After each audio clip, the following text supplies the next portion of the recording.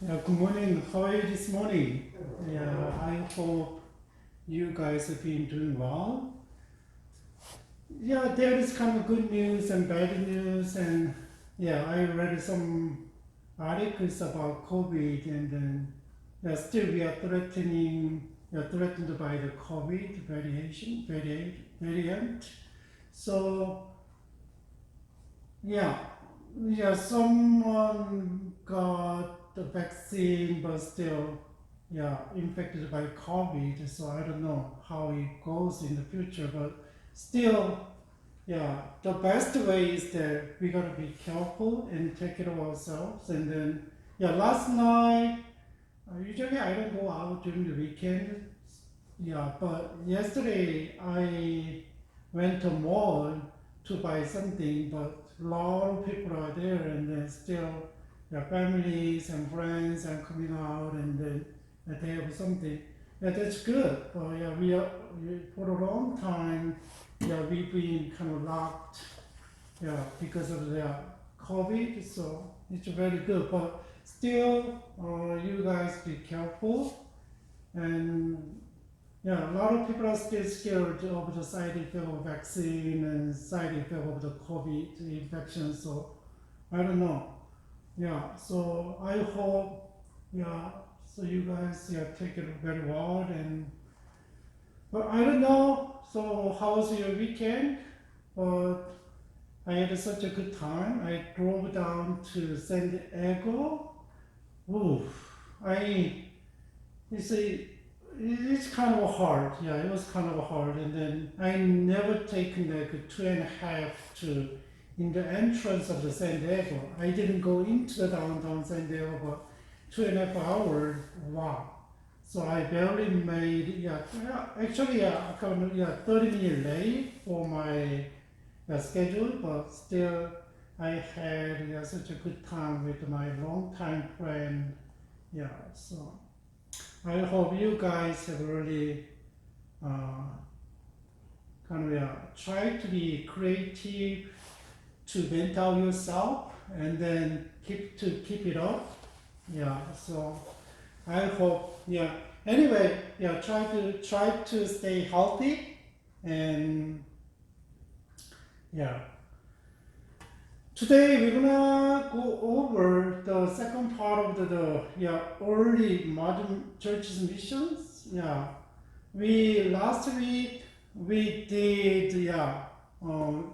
how kind of the Christianity is expanded to Scandinavian area, and then we went over kind of so how the Russia and the Eastern Asia, the part, Eastern Europe. So how they kind of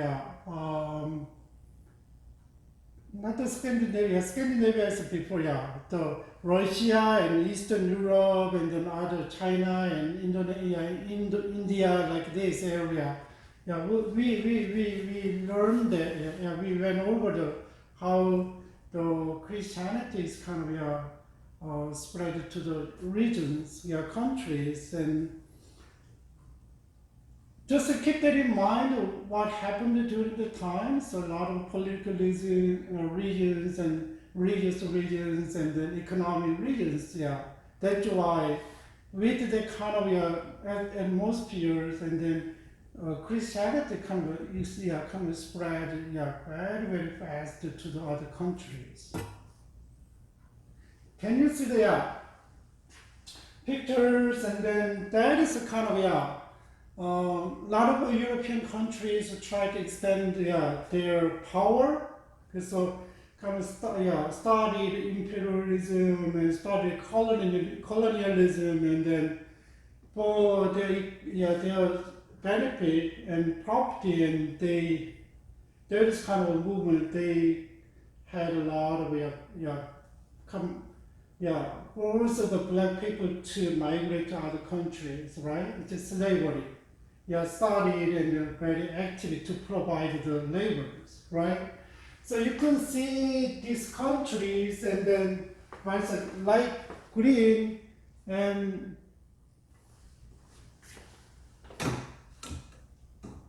there is kind of Spain area. A lot of the Spain is here. They travel all the way down, and then they kind of control these regions, right? And there's the France. France control this region, and yeah. That's kind of it shows how the people are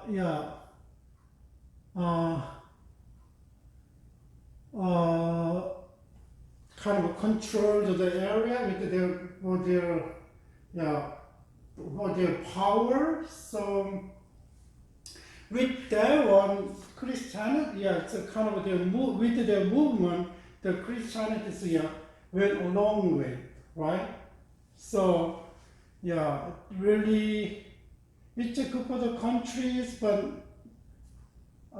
they kind of got the influence from the Western countries, but still they lost a lot of their resources and labors. Kind of they controlled by the other countries. So it's kind of a sad part, but they kind of open their eyes to the different world, because the Westerners and brings a lot of different things, right?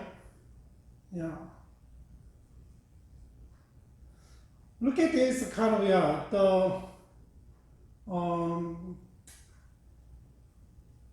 okay, let's see the next slide.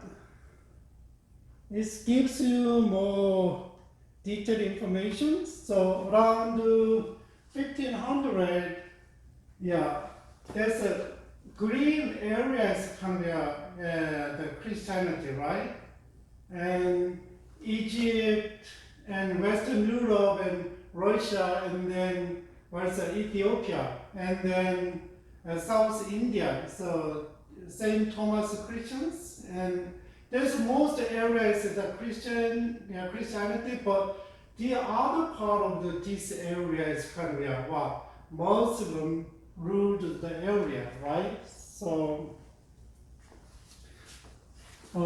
it's not a big area at that time, so kind of in the beginning, so with the Roman Empire, they kind of kind of spread quickly over the area, but later on there is kind of a Muslim is kind of give birth, and then they have kind of power struggling, and then the Christianity lost a lot of countries, and since 600, 700, 7 centuries, 8 centuries, and then Muslim controls took over the area and controlled a lot of the countries that used to be Christianity, right? In Christianity. So you can see that in around 1700 is like a early modern era. So Spain and Portuguese, they travel, explore, find the new land, and then explore and extend their power. And then look at this, and this area is kind of by Spain, and then this Brazil is kind of controlled by Portuguese, but still Catholic churches. This is France, and this area is kind of Spain and Portuguese, and then influenced by the Spain and Portuguese, so they become Catholic countries, right? That one is kind of Russia is different, right? The Eastern Europe, and then try to reach out there when they got influenced by the Orthodox Christians, right?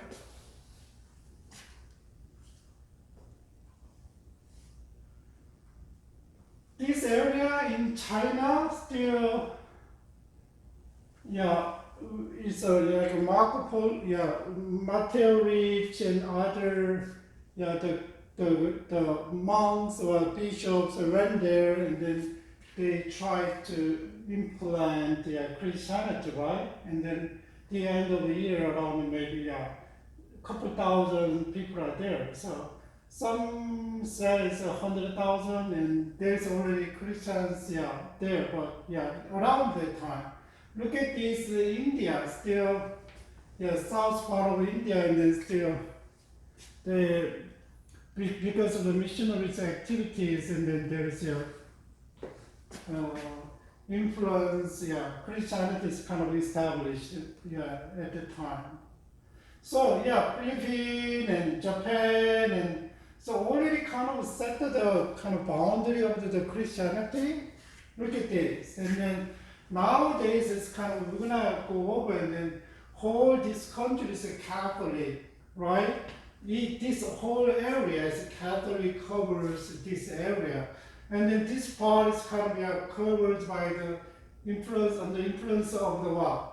And the Christianity, but the northern Africa is influenced by influenced by the Muslims, Islams, and then they have controlled by Muslim and Arabic area, Peninsular and all this area, and right? India is around this area is a kind of new religion is there, and then not new religion, and there is Buddhism. Hinduism is kind of here. It's maybe longer than the Christianity, but there's still here is there, right? And the Buddhism kind of influenced all Korea and China and Japan, right? But at the time, still it gives some influence, and then try kind of Christianity is kind of delivered to the countries, but they are minorities still. Even though a lot of the missionaries and the monks and then missionaries try to use the political power, so when they go to other country, and then they kind of made contact, relationship with the political leaders, and then try to kind of take advantage of the relationship and try to get the benefit from them, and then teach or preach the gospel. But still wherever you go, and but still there is attempts, and there is a little Christians there, but still majority is majority are in the kind of native religions, and they have their own stuff, right? That is a kind of 17th century that we went over. So today we're gonna see the first part, and we learned about how Catholic tried to take Catholic took over their kind of mission activity. They are the one who disseminated the Christianity during in the first part, right? But later on, after Reformation, around the 1571, and then what? Around the 1700, and then from that time, finally some Christians, and then not the Christians, the Protestant, after Reformation, they called the Protestant, right? Protestant came out and then started to do missions, and then after later over the modern come this era, and then next year, and then 18th and 900s and 20s, and then also so really actively get involved in missions by Protestants. So today we're gonna go over how Protestant kind of started their missions, right? Look at the kind of the situation at the time, at the atmosphere, why the Protestant couldn't engage in mission very well. They are, I already told you, they are really focused on the kind of go back to scripture and then interpret, and interpret the text right, and they try to go back to the original of the text, right? Because as time went by, and then some doctrines added, and then some things kind of new. It's kind of a lot of things are twisted, and then once the religion kind of had kind of with the state Christendom, and then become a Christendom, and then it's easy to keep the what is originality, the pure the religion. You know, if we went back to if we go back to some dark ages, and then they will not keep their power, they will not control it, more power, more wealth, and then they did a lot of different things, right? I know they made dogmas and doctrines based on from the Bible, but some things went too much, and then what? Because of that one, people are suffered by the dogmas and doctrines, right? It's kind of out of the originality of the religion. Yeah, that's the kind of situation, and then people came out and look at the Bible, and then no, it's not right. If you do that, it's not right. Let's go back to the Bible, and let's just see what Bible said. That's kind of Protestant. Yeah, that's why they resisted the Catholic Church. They call the Protestant, right? Protestant, and they kind of resist, and then they try to dig out the Bible more, and then it's kind of draw the new, not new, but draw the new the doctrine based on which is based on the Bible, right? So one of the big differences is how can we save the Catholic Church, and then you gotta believe Jesus Christ, right? But on the top of that, you gotta work hard. You have to do good. They will not count if you do bad, and then you gotta do good things. Kind of for that, you need to work, right? But what is a Protestant, and then and after kind of Luther and Calvin, and they said, no, we need only faith. So we are saved by faith. That's the Protestants. But the Catholic Church is that we are saved by faith and work. We need to work, show the work, right? It's kind of a different things, because they really emphasize the work, and then they try to compensate their sins, and they work hard for that one. But think about humans kind of nature, and we cannot we cannot never make up for what we had done, right? Because we do everything, every day different things, and we fail to do what Bible said. They really focus on interpreting the Bible, and they try to preach teach the Bible, right? They put all the energies into the kind of renew the churches, and kind of try to church revived through the preaching, right? Teaching. They don't have kind of they cannot stretch out. They couldn't stretch out their ability to the other countries. That's why they cannot do the missions at the time. So another thing is that just think about the Catholic churches, how they traveled to the other countries. You know, they have a kind of ships. They have scales and travel they follow the oceans, and just how it start from the just the Western countries and kind of they have peninsular, they are peninsular countries, and then next to the what? Portuguese and Spain, and next to the sea, right? And they have really knowledge of the knowledge of the how to travel by ship, right? The Protestant, they don't have a kind of transportation law.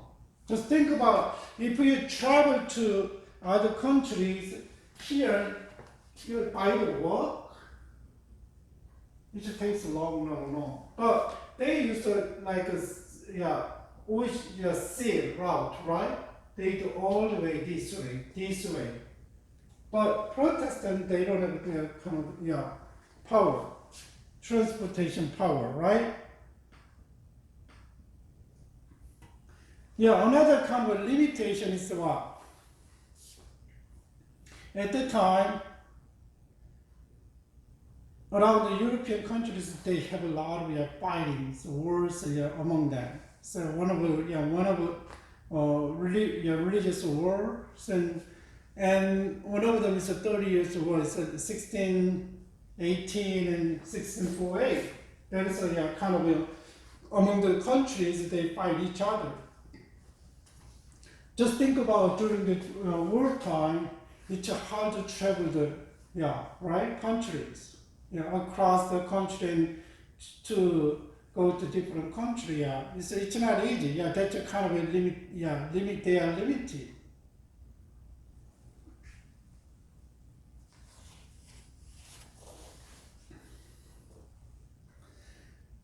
And just think about it, and a lot of at that time kind of moved to Catholic to the Protestant rule in European countries like Luther's in Germany and Germany and Switzerland and around a lot of European countries are turned to Protestant. It's not like France, they remain in Catholic, but Spain is kind of remain in Portugal and remain, but a lot of countries like and British and they are turned to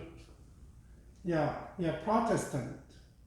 It means that they really focus on the renewed churches, right? And kind of restructure churches. They are really focused on that one. That's the times European countries really kind of turn to Protestant. And just think about it at the time. We they have got out of from the Catholic Church, and they don't have a missionary sending structure. How can we send a missionary, and how can we support them? How can we let them to survive in the mission field? They don't have a kind of a structure. But just think about the Catholic churches, right?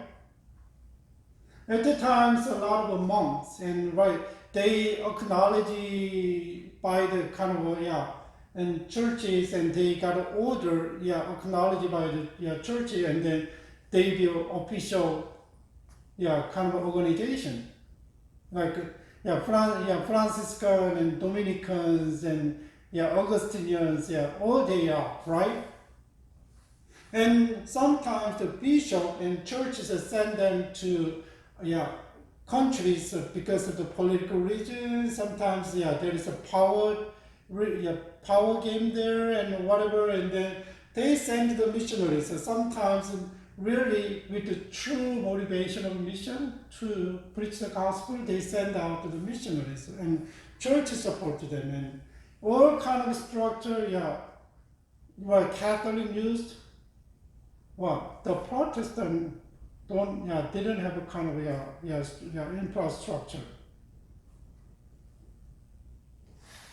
Okay, at that time it's kind of the atmosphere, and then the Protestant churches and the kind of situation. So kind of excuse to that's the excuse is that the Protestant cannot do could not do the mission at that time.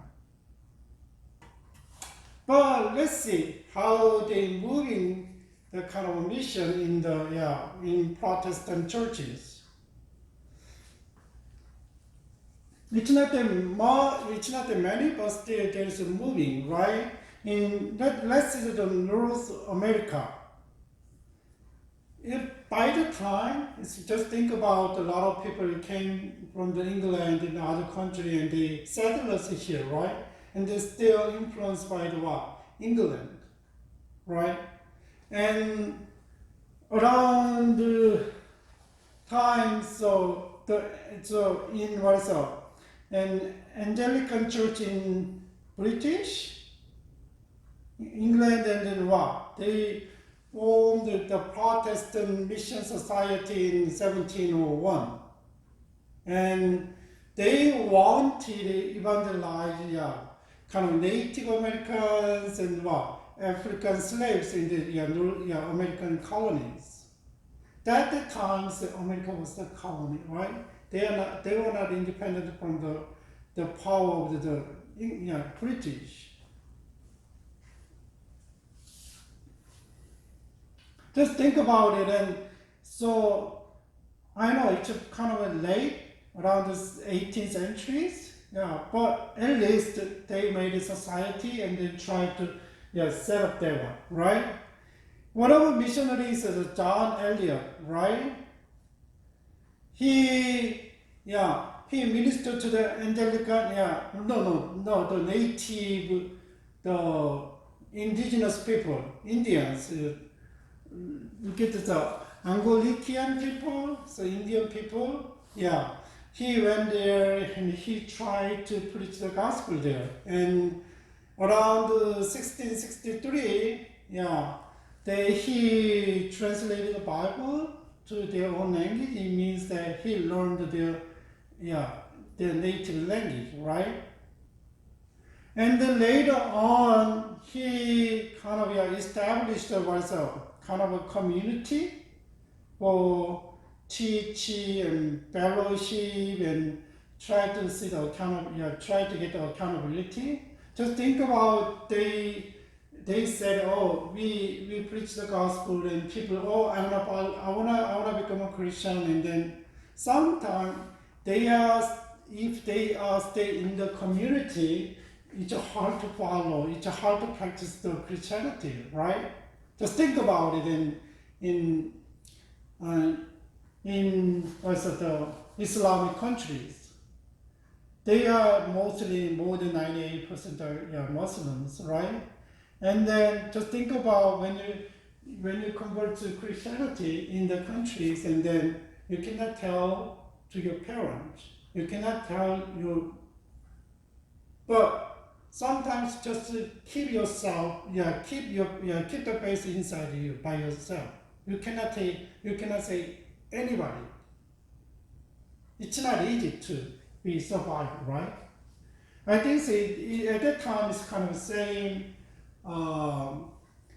situation in Native Americans, and then he made kind of own kind of Christian community. Keep teaching them and keep kind of have encourage them, right? Okay, you gotta be a Christian in the way, and then kind of taking the accountability to check each other, one another, right? But even though he tried to, he translated the Bible and he tried to teach them, but it's kind of he's not teaching the kind of people in their context. Context. Somehow he kind of bring them out of the community. They made their own community, right? So it's kind of the community is kind of a mixed. People are native people, and the leading and the teaching people are white, the missionaries, right? It's kind of different. So. Nowadays, we did a lot of mission in their way. Just think about I know that just think about Korean and a lot of missionaries came to Korea, and then they established churches, but it's not the exact same like this. And then, but they, yeah, yeah, they wanna raise local leaders in the work, and they bring them to their compound, and then they teach them and let them go, and sometimes they live together. And then when they grow and kind of made a connection to their homeland and send them to the country, and then church provides scholarship, all things, and take care of the student, and then let them study there in the country and go back to their country, right? That is one of the way. But there is a lot of debate there. So it's a desirable way or not, right? Maybe we can talk next time if we have a chance. One is in North America, David Brainerd. He was passionate man for the reach out to people to the mission. But look at his life. He born 1718, but he died 1747. It's like 29. Yeah. At the time, he influenced by the revival preaching of the George Whitfield. That was in America, it's a great awakening. So a lot of preachers came from Europe, and then America, was England and British, and then preached the gospel, and people are turned to the Bible and Christianity with the repentance, and then a lot of people there is revival movement in America around the 1730s, 40s. That's what we call the Great Awakening, right? George Whitfield is really, really powerful, itinerant, he go this way and that and moving around the country and preach the gospel, right? He was influenced by him, and then he didn't finish his college.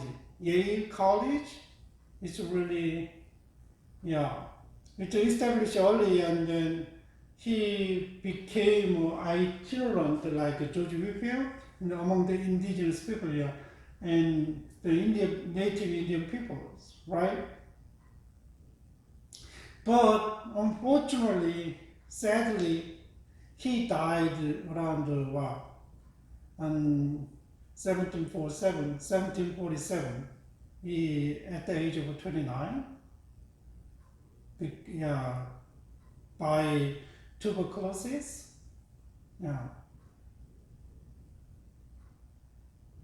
So he impact on the Delaware Indians in New Jersey, in the East Coast, but his life was very short, right? But even though his short period of life, and then he impact a lot of people, because at that time, it's a great, leader of the Great Awakening was Jonathan Edwards. There was David Brainerd, he's a son-in-law. That's why there is a relationship, and Jonathan Edwards and then supported his son-in-law missions, right? And later on was Jonathan Edwards published the Brainerd journals, and then later on this one is influenced a lot of people who became missionaries, like William Carey. He is an Indian missionary, right? And Henry Martin too. They influenced a lot by the David Brainerd's journals, and then they got inspired, and they willing to become missionaries, and they did pioneer in Protestant missions.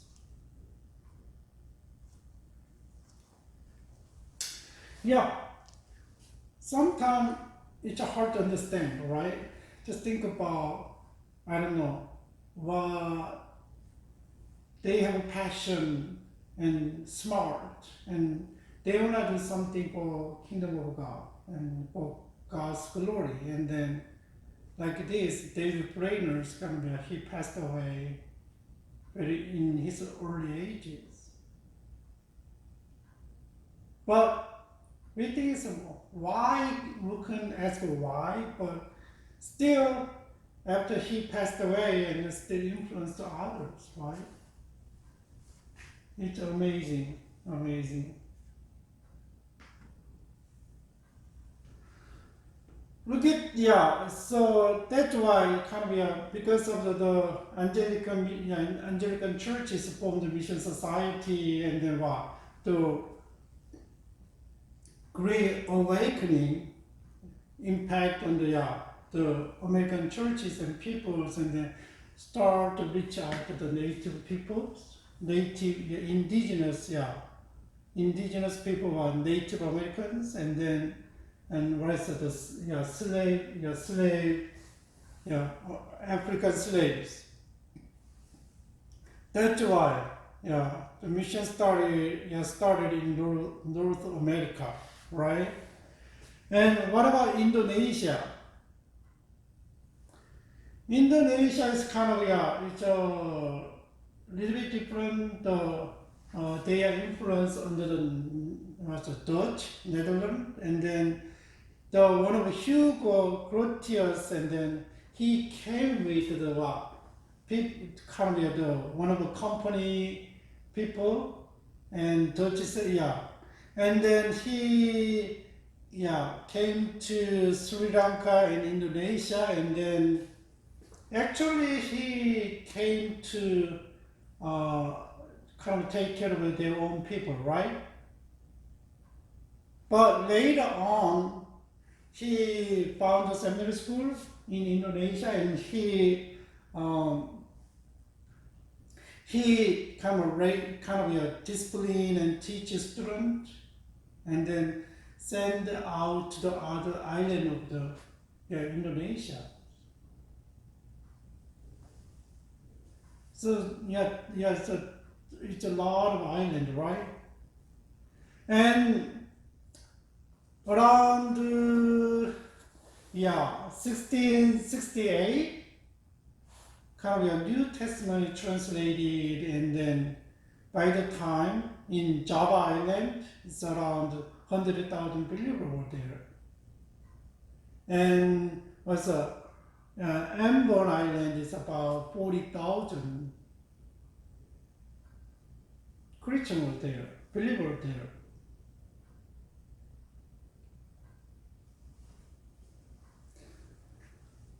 But just think about it, even though, I don't know, it just started early, but still the country is the largest population of Muslim, right, in the world.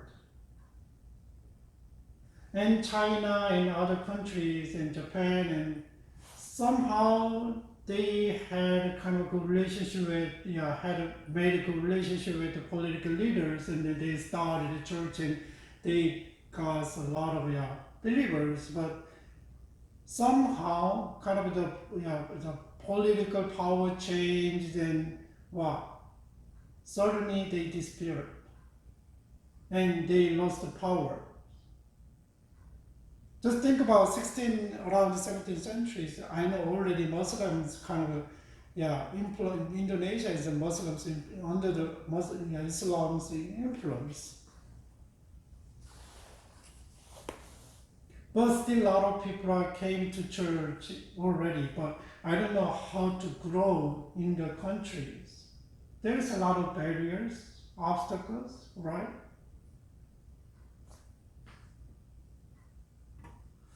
What about India? India is kind of, from the early years, we already talked about, and from the early Christianity and birth, and birth, and then what, and then one of one kind of tradition said it was one of the disciples of Jesus Christ and went to India, Thomas, and then went to India and then teach the gospel and then like this. But around the 16th and 17th century, and pietism is kind of introduced in Indonesia, like Dragabar. That's introduced pietism. Pietism is introduced, and then what is the pietism is kind of England kind of Spencer started, and a lot of church used to doctrines, and they follow the doctrines, and then kind of turn kind of nominal. Not everybody. But sometimes, we institutionalize, and then, we are really kind of raised by the doctrines, and then sometimes we know the knowledges, but sometimes they don't show their identity through the Bible and through their actions, right?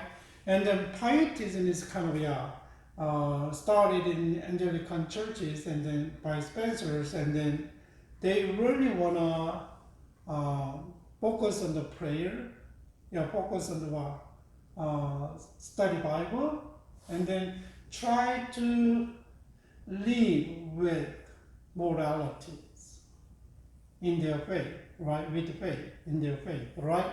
That's a pietism. So they don't emphasize much doctrines, but they pray a lot, but they study Bible a lot.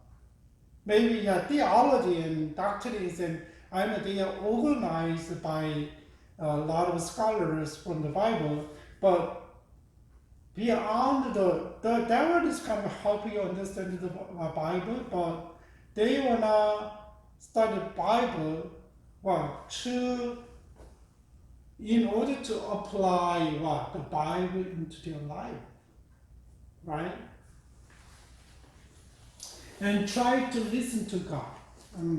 So they try to listen to the Holy Spirit, the Spirit. That's the kind of pietism, right? And they are kind of pietism introduced in India, and like the king by king, and what is it, the two missionaries and sent by the king, so Bartholomew and another was Heinrich, right? And two people are kind of sent to Trankebar. There was a king, the king Frederick IV. That's why they got there, and then they tried to translate the New Testament to the Tamil, one of the Tamil language, right? In 1714.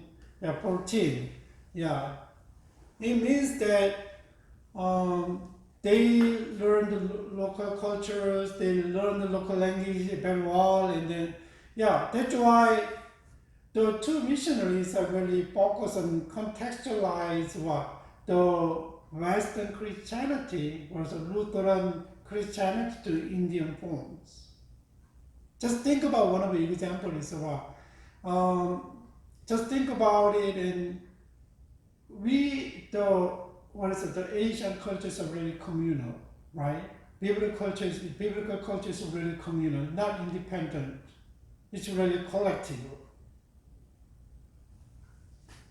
That's why we really emphasize we and community and groups, not individuals, right?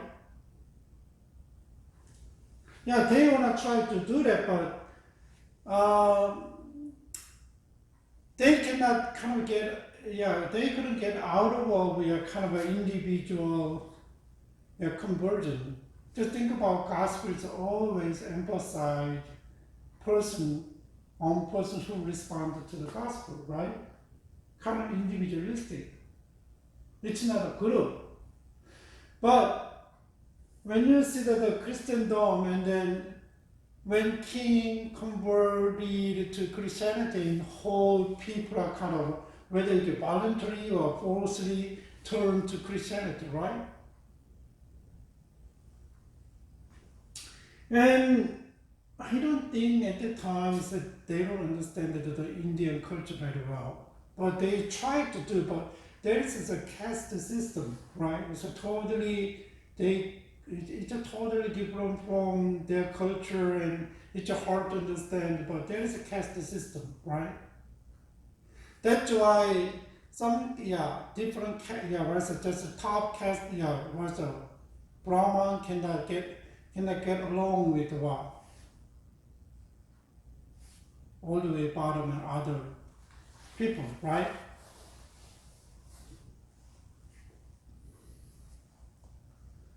But one thing, their contributions were to establish schools, and they really wanna provide education, general education and theological education to establish local leaders, right? Raise the local leaders. That's why that's their really big contribution in Indian missions. So later on, the Church of England formed a society for the propagation of Christian knowledge. So the England churches they provide the tracts, material for missions, and then a lot of small books, and then kind of copy and made and sent to the missionaries, and then they try to help the missions. Just think about it, little by little, and even though it's not a big thing, and you cannot go to the kings and you cannot go to political leaders, but just think about the Christian mission is a little bit different from what? The Catholic missions, right? They don't use maybe some of them, they use their momentary, kind of a power and material power, and sometimes they use the political power, but it's a little bit less than the other, right? And another Christian was Friedrich or Schubert, and where's the Romans, and then they finished what? The New Testament, and then the Frederick he finished the Old Testament. So around in the middle of the 18th century, Indians have the complete Bible translated in their language, right? I know it's not one language. I think it's a Tamil language, right? There is Urdu language, there is Hindi, and a lot of different languages, and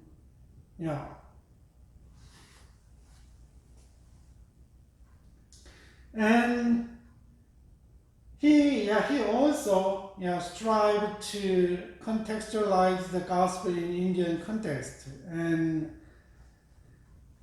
he planted a church in Tanjore. About at that time, it's 2,000 believers in the countries, right?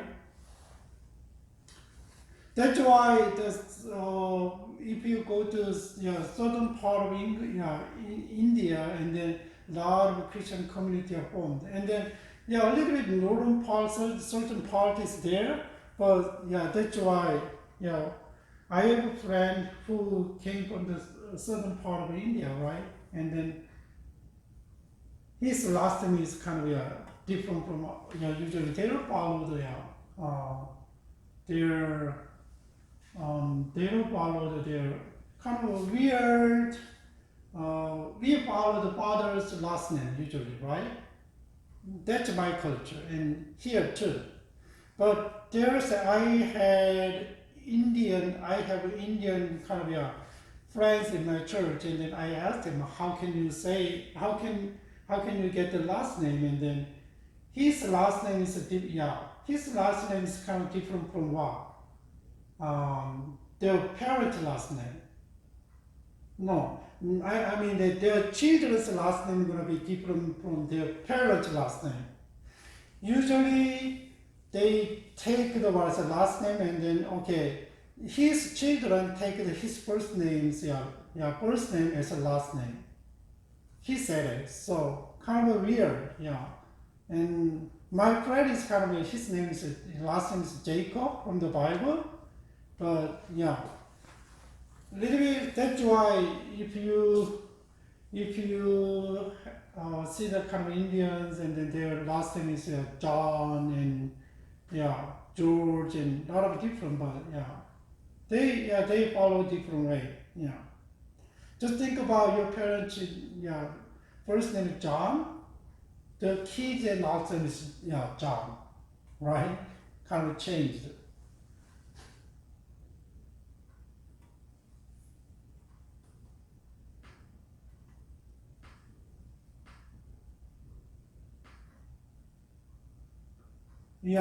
That is a kind of mission India's and by the missionaries from England, Church of England, the Anglican churches, right?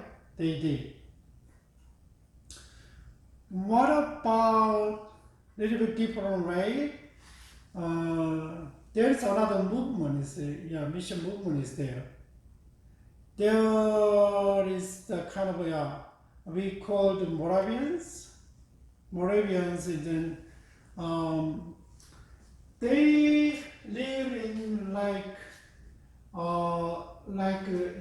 Eastern Europe, is the Czech and Poland around there, and around there is kind of their communities there, and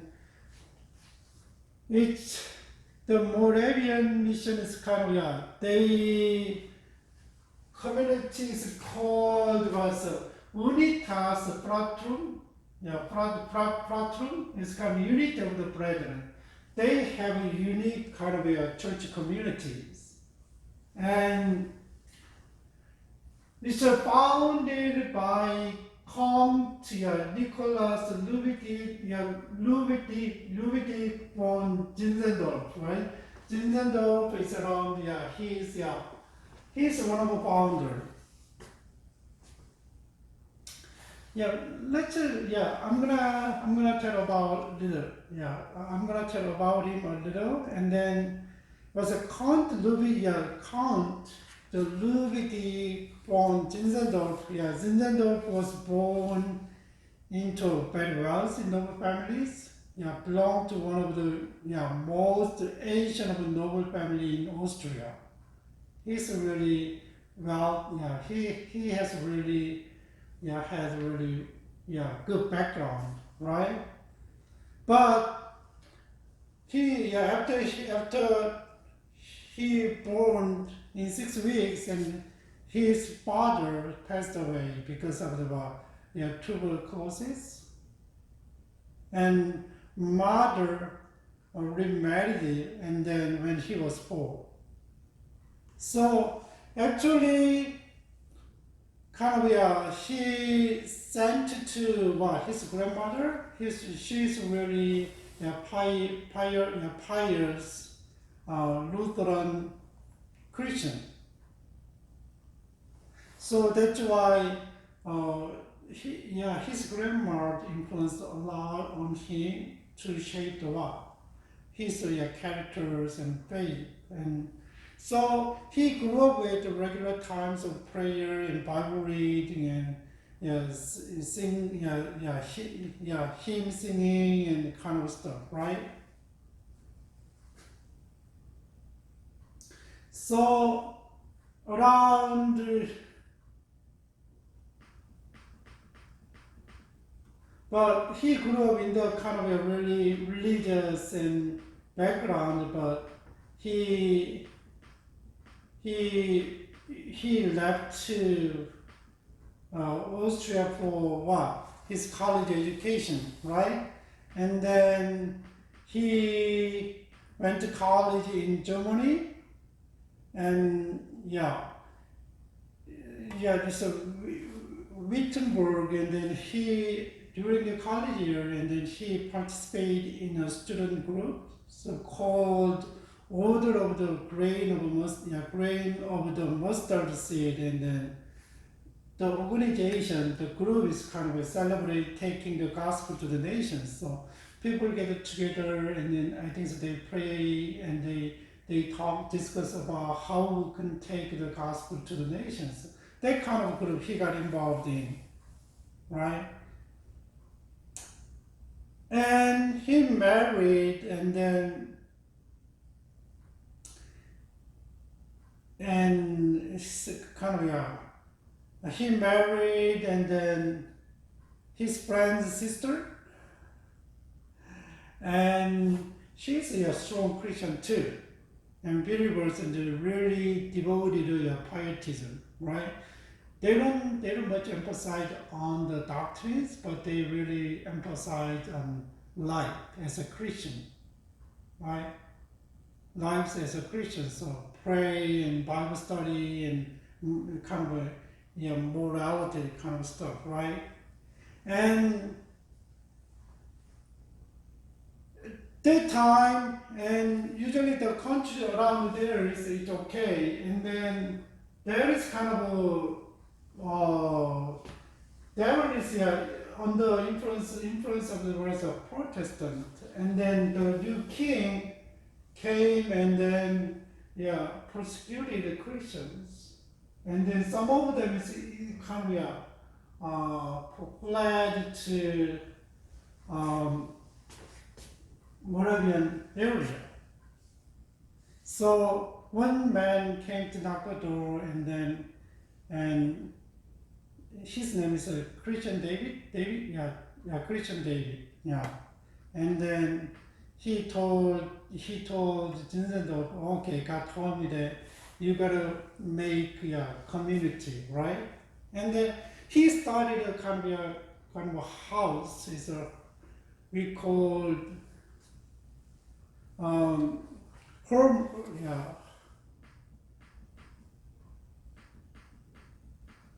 and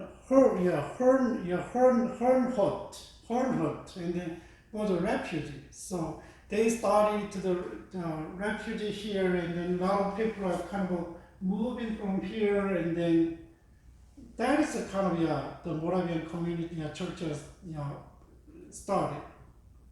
Church was started, and then people are coming, and also it's a kind of they have a different doctrines and rituals, and then there's kind of disharmony a little, and then they kind of settle the harmony, and then they have their own way,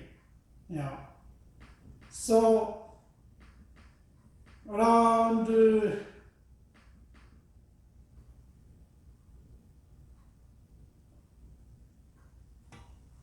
and 1725, and they kind of started, and then around 90 Moravians had settled at the hut, and then late 1726, and then population is kind of growing up to 300, right? That's and then they started a kind of community, and look at this, and then that's a kind of started community, and then but the Zinzendorf has a really kind of a heart for the missions, and then look at this, and then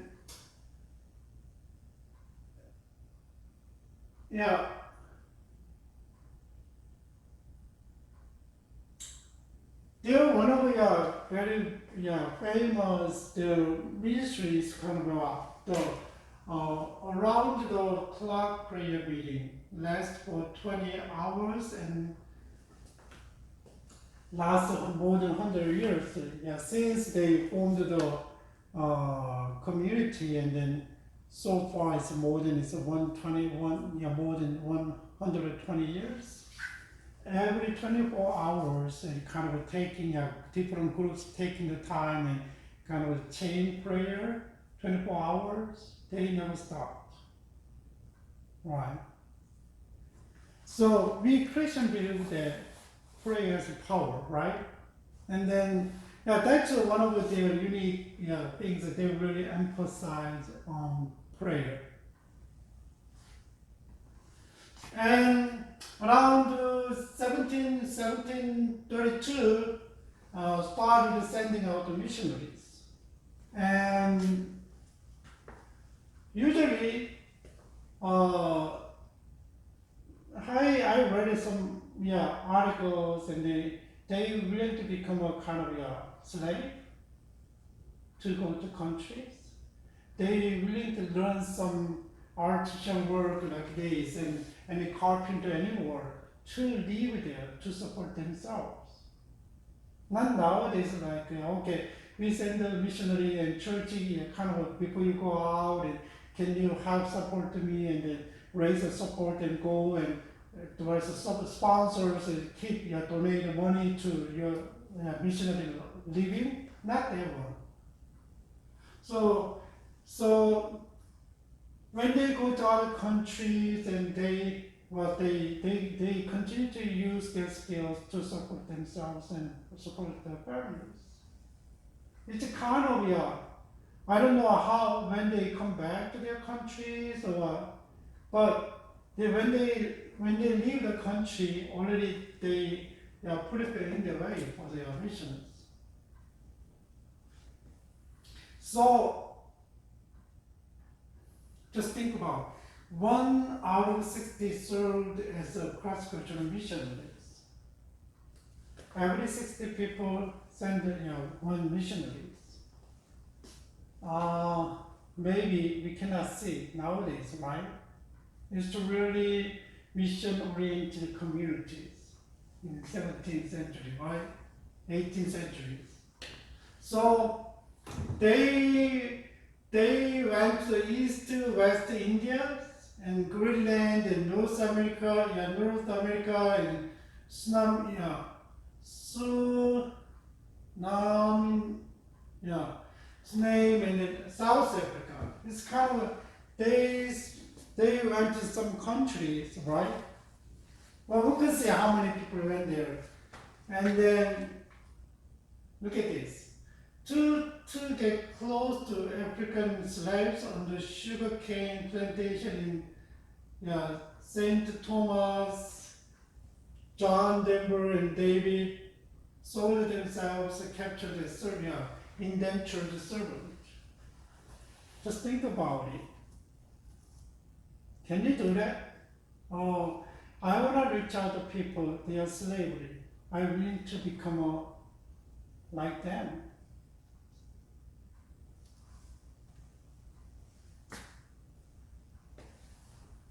In America, they established a discipleship community in Pennsylvania, but was massacred by the patriotic troops during the American Revolution. Right? I think they sacrificed a lot for missions. They did a lot of stuff. Right?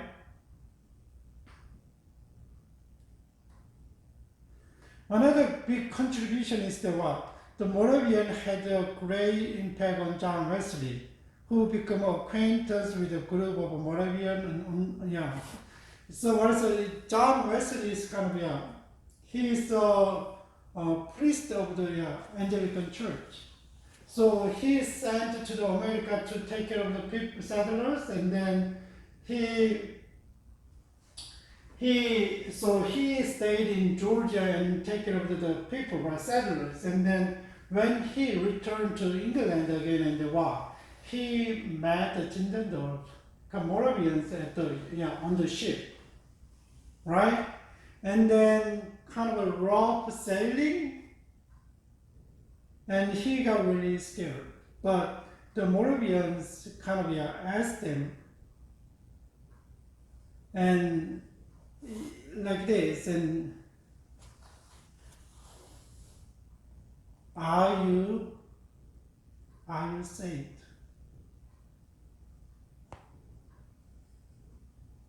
Yeah.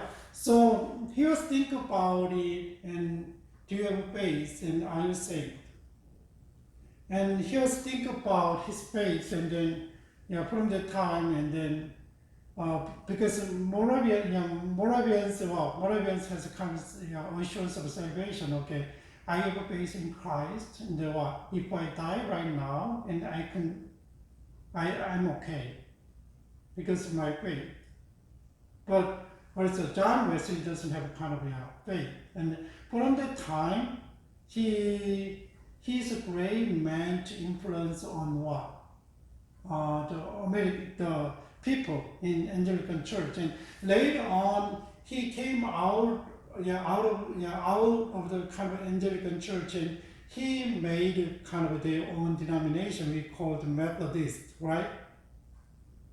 And Methodist, and then they really focus on their foundation is pietism.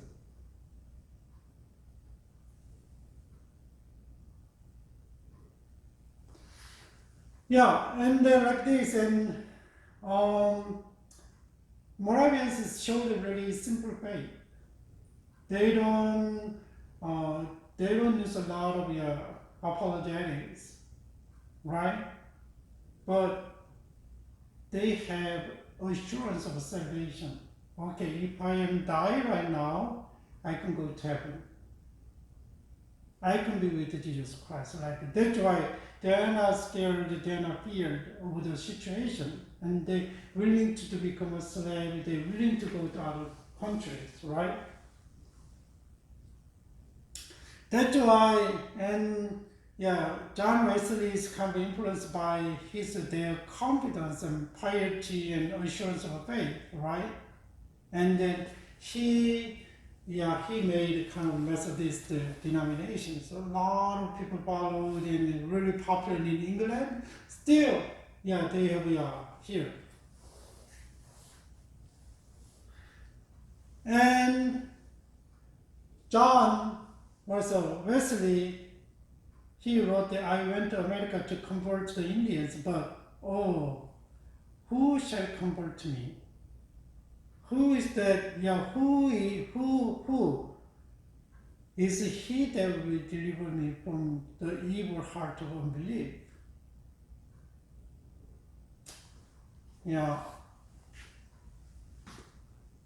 He's kind of he realized he doesn't have a very strong faith, and then by the Moravians, right?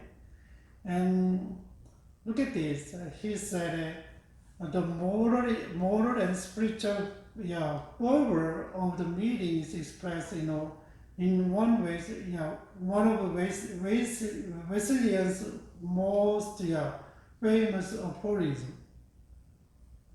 Look at this kind of foundation he got it, and he said it, do all the good, do all the good you can, by all the means you can, in all the ways you can, in all the places you can, and all the times you can, and to all the people you can, as long as ever you can.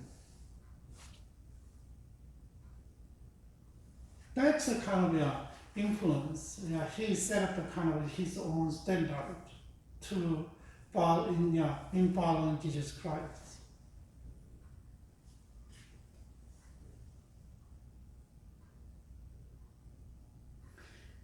So the pietism is not based on the intellectualism. They just follow the way that to look into yourself in prayer, and then through the Bible study, and through your morality, right? And then live and follow Jesus Christ. Kind of it's not just intellectual Christians.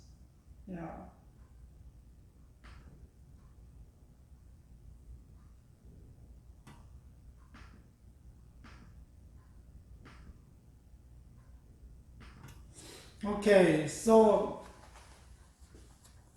the Moravians followed the call of the Lamb to go. Yeah, call of Jesus Christ to go and preach the gospel in all nations. Look at this, their motivation. They said the simple motivation of a brethren for the sending missionary to distant nation is the ardent desire to promote the salvation of the fellow man by making known to them the gospel of our Savior Jesus Christ. They're really simple. They don't do a lot of stuff, right? They really emphasize what? The gospel. Right? They don't build the schools. Yeah. They don't do a lot of different things, but they really do come evangelism to preach the gospel to the others, right? That is the basic motivation, though. Yeah. And a lot of people say that different way, the characteristic of the Moravian missions. Here is one that the main figure were in the evangelical emphasis, open to God's guidance, right? And also evangelical emphasis open to God's guidance and stress on the Holy Spirit as mother, and teaching on the sacrament and life centered on Christ, especially in the context of the West Indies, and the Moravian met the most slaves. Mission were associated with the suffering. Just think about it.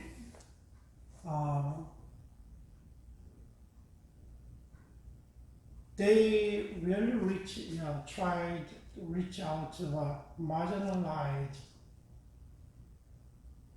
and alienated in this society. Who are they? At that time, they are the what? They are the slaves, right? I know nowadays a lot of we try to reach out to people really marginalized and who are struggling with life in inner cities, and then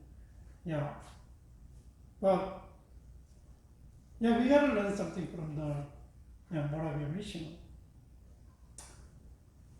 And another scholar said they really Christ-centered message.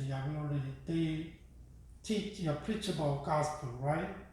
And dependent on spirit, like totally, dependent on spirit, and kind of the spirit guide you and teach you and just to follow. They really have a forward prayer commitment, like a 24-hour, more than 100 years. They will emphasize on pietism, not the knowledge, but heart and deeds, right? And contextualizations kind of smear into their life to become like them and then serve in their ways. Tent making, mean that they support themselves by their own skills, right? Not rely on the churches and not rely on the sponsors. So a lot of people are not those. They don't have seminary degrees and they're not trained in schools.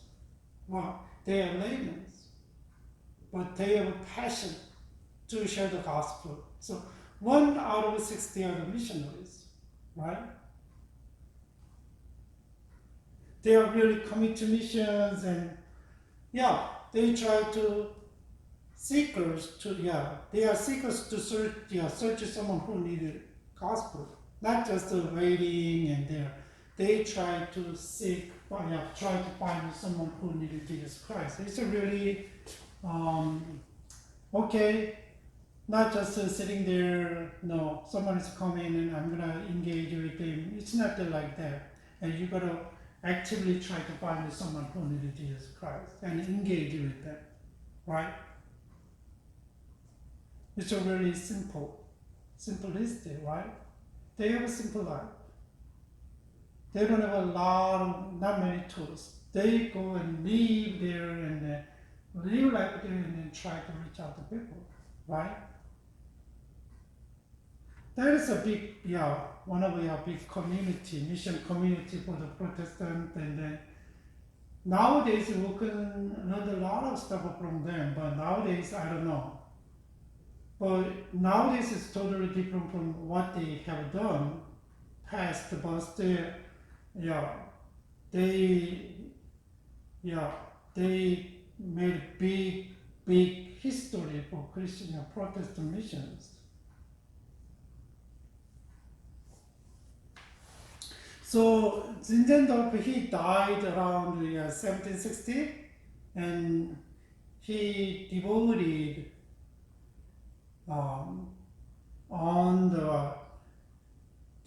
on the Christian cross-cultural missions for 25 years, right?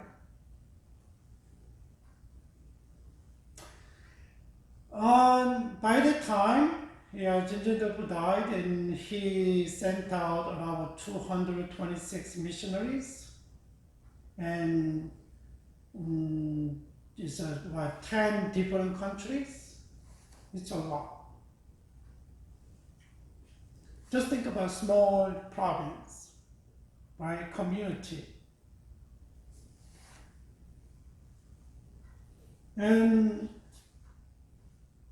they established mission stations in, here is kind of places, and established in Danish, India, in Danish, St. Thomas in the West Indies, and Greenland, Georgia in North America, and Lordland in Suriname, and Dutch Guinea on the north coast of the South America, and Cape Town, South Africa, and then Elmina, Dutch headquarters in Golden Coast, and Demerara, and now North Guinea, Guyana in South America, and to the British colony island of Jamaica, and then Antigua in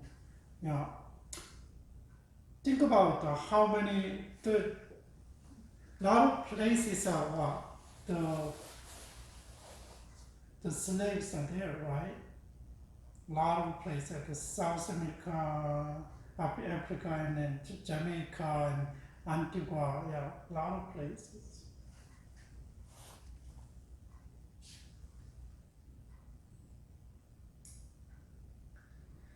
So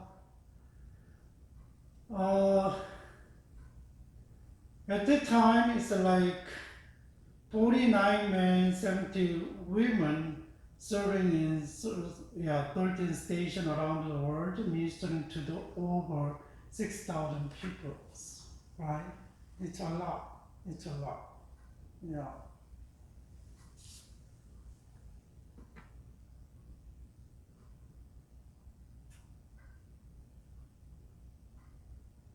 Just about the station is kind of missionaries, a little bit, the work is different, right? And station is a little bit different from the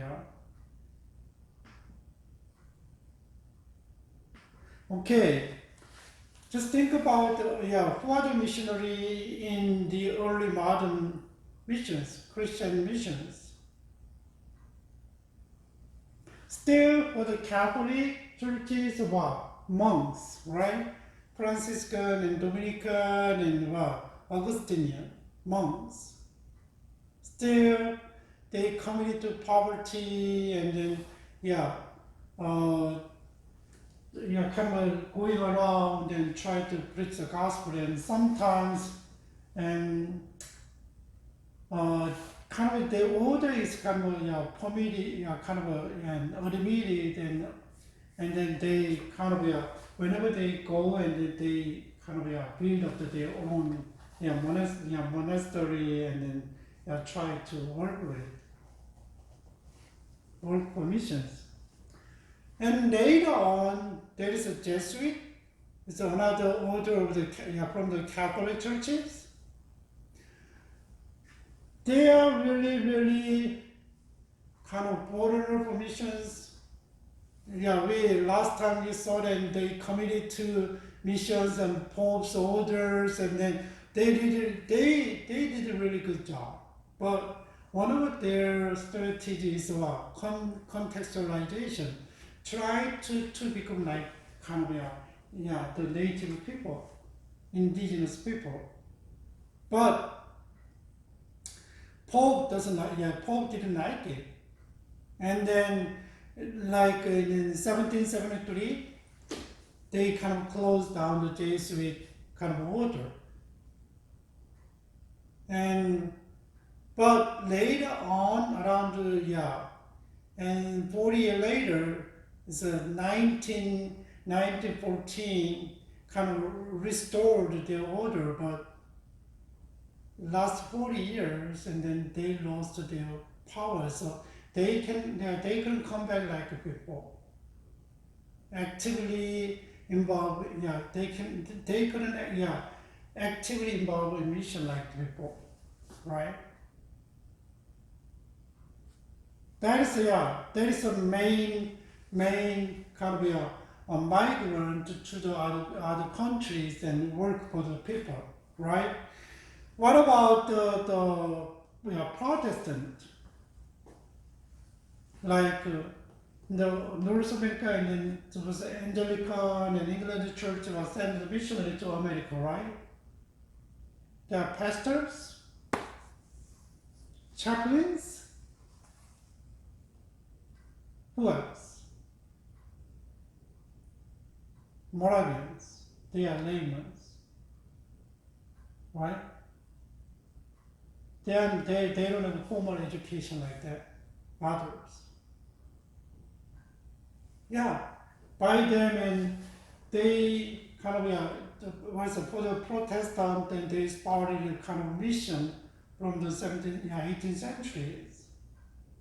And but Catholic, kind of extension of the Middle Age, and keep going in with the political powers,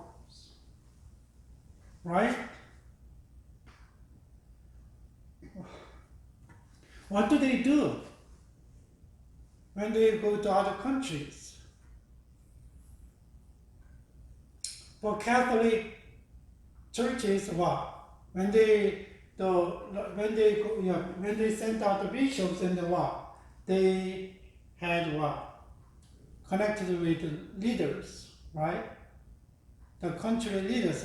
They somehow had a lot of use of political powers, like in China and India and Russia, and right.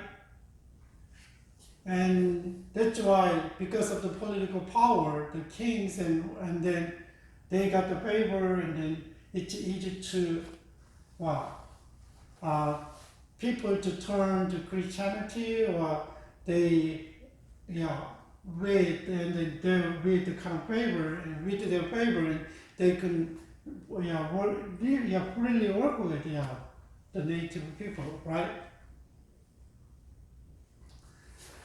And we can see that a lot of missionaries, and then in whether Catholic or Protestant, and they try to learn their cultures, right?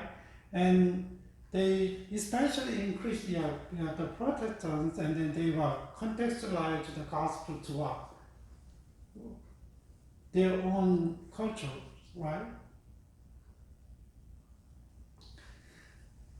But Jesuit, and you can see that, and that's why they extremely contextualize to other culture, and they kind of dissolved for a while by the Pope, right? Nowadays, one of the big issues is contextualization, though. I already told you, and then I'm a Korean American, right? you guys are maybe not yet, but I'm a Korean American and I'm influenced by the Korean cultures mostly. But I'm educated by what? Western way, right? In seminary school and college. And here, I have my own things in my faith. Just think about it. The biblical culture is there, and then there is people's culture is there, right? Then just think about how can we bring the gospel, the word of God, to the people who live in their life, in not our way, in their way, but their ways, right? That's a contextualization, though. Try to kind of put the gospel in their environment, in their context, not our context. That's a contextualization. But when you contextualize the gospel, one thing we gotta remember the what? Syncretism. Syncretism is the what? There is a kind of two different things. The gospel is here, and there's a local cultures here, and mixed together, and then create different things. That's a syncretism. Create different things. It's not synergistic effect, right? That's why we try to contextualize, because if we explain the gospel in their culture, and then people kind of understand it easily, right? That's why we try to figure it out, similar cultural stuff, and then each explain the gospel in the way. Not just we don't understand the culture, just tell the kind of gospel to them, and then they're not going to understand, right? What about they evangelize and they try to build up the local leadership, and that's ways about school, right? That's why, and they raised the local leaders and they set apart for the leadership, and translated scriptures in the same way that other, and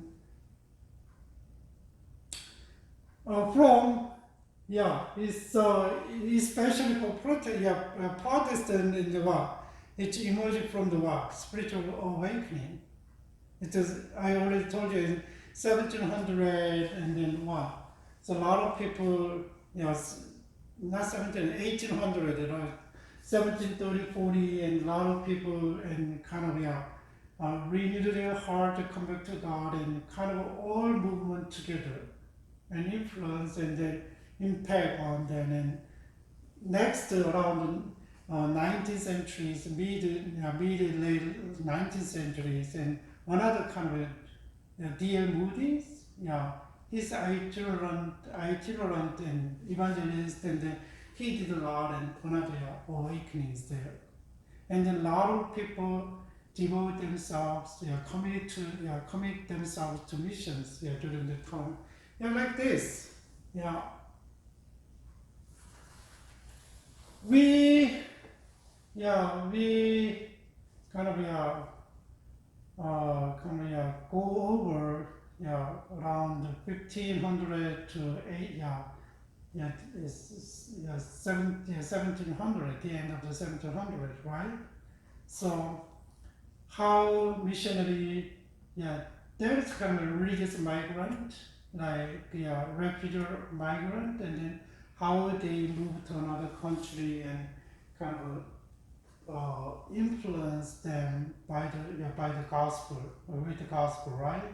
And so they can try to establish a Christianity in the countries. But a lot of countries like European countries and Eastern Europe, and then still they have kind of just think about it, and Christianity is growing around there and all the way, right? But a lot of countries like China and Japan and India still a certain part of it is really uh, still remain in Christianity, but other parts like we consider was Hinduism, and then the radical Hinduism like burned in churches and burned people and persecuted people, so like that, right? And kind of there is a religious war nowadays, and if you go to um, Islamic countries, do you know ISIS, what happened, right? A lot of killed a lot of Christians, and they tried to establish the country like a caliphate, right? Yeah, they like a Christendom, and then they wanna do like this, yeah. So it's like in Turkey, and then Malaysia is one of the countries that kind of government is very strongly control whole system they put together, right? Yeah, it's like a Christendom and Muslimdom. I don't know. There's no word. I don't know. Yeah, and but yeah, even though people are moving and moving and moving, and then wow, still a lot of people don't haven't heard about the gospel, right? That's why nowadays a lot of missionaries are still moving out, but nowadays, we have a lot of people agree with that, and because of COVID-19, and we are facing different kind of phase of the missions, the church too. So we cannot travel freely like before, more than years, right? I used to go to Mexico a lot, once a month and every summer, but because of COVID, and I cannot go. Yeah, I got vaccinated, and then I can go nowadays. Yeah, and it's not easy, right? Kind of your population, corona kind of impacted the population is growing, and other countries and variant came out, and people are really scared, right? And a lot of countries kind of they don't extend their visa status, and then they let them go back to their countries. So if you go travel to other countries, like Korea and Thailand, and then you need to do 2-week quarantines. You have to pay. you don't know someone there, and then you have to pay. And like Thailand, and then my friend went back to Thailand, and then from the airport, and then was an officer guided him. He covered with his body with plastic clothes, and then to the hotel. So the expense 3,000, 4,000, so you gotta pay for it, right? There is a mission. So through the time, the Protestant they came out, and they are not really focused on mission, but still, around the 18th century, it's kind of a movement, mission movement started, and then and little by little, and then with a more Moravian community churches kind of really active on missions, right?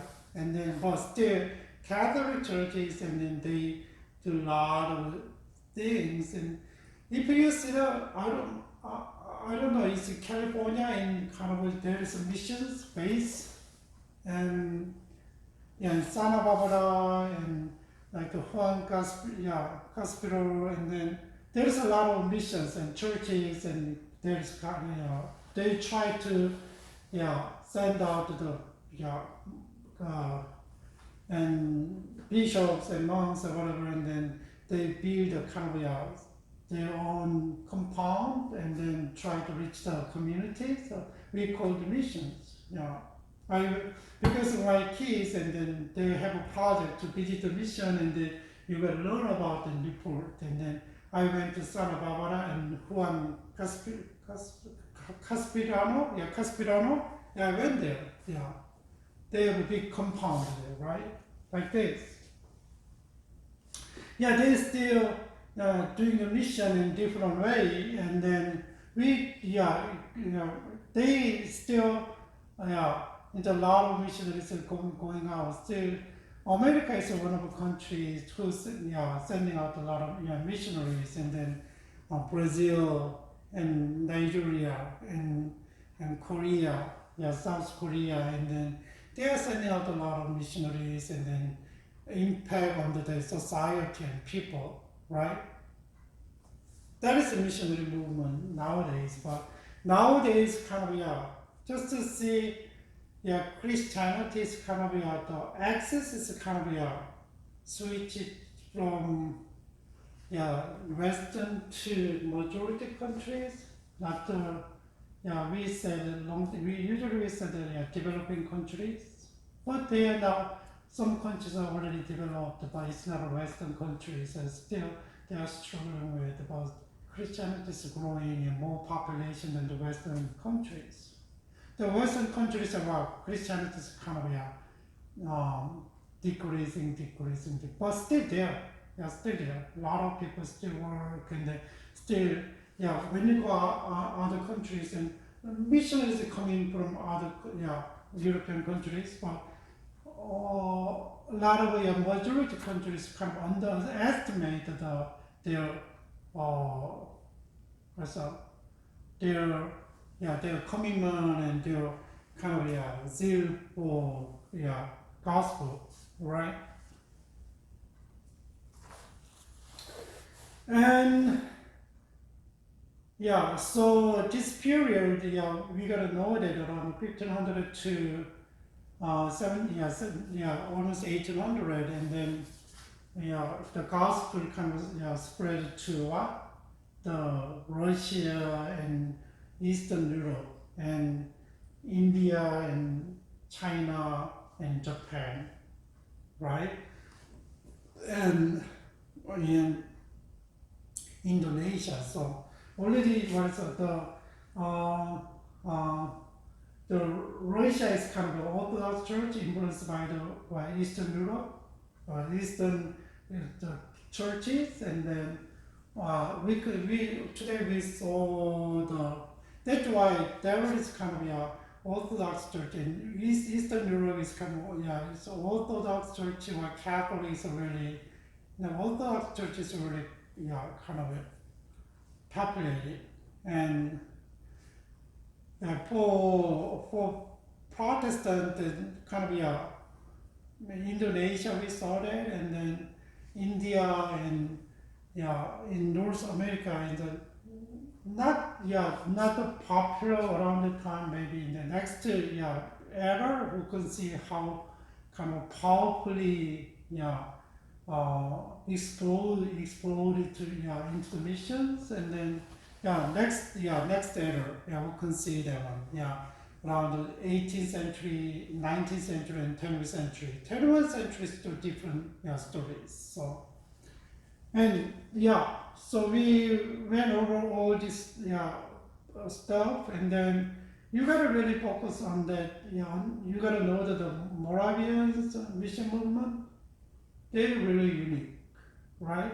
They really not of layman's right now, like they don't have any theological education, but they already really kind of smeared into their society like them, to be like them, right? Contextualized, and then they willing to become like them. They were really interested in the marginalized people, right? Like slavery. Okay, so today we're gonna start here, and next week we're gonna have modern era of missions, like 18 to 2000, and then after the week, and then another majority and around 21st century, so we can see that one. So All right, you guys, and then take care of yourself again.